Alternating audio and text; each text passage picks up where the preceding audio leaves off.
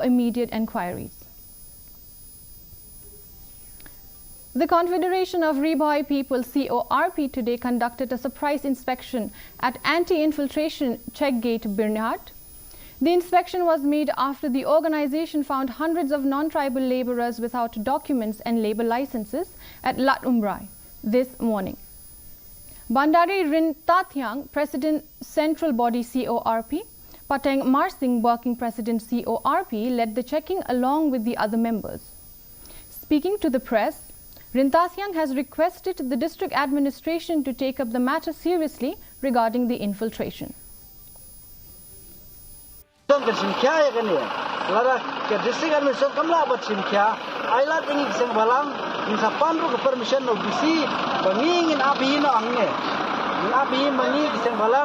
Ya gibar jelai bonrung tetap syagane syagajaka syarikasi namar kai ka bang snow ban yatu epi galong ba adin ke jing jelai ju gibar jela abun bun sning ilap tayo nila check nila screen namar boros kata nila dawana sarkar yang ILP boros sing balang ke dawa ka ILP rega sarkar dalam bon sobala jong kala entry exit point mentah keberan nepo umlingru lasukang kerdap.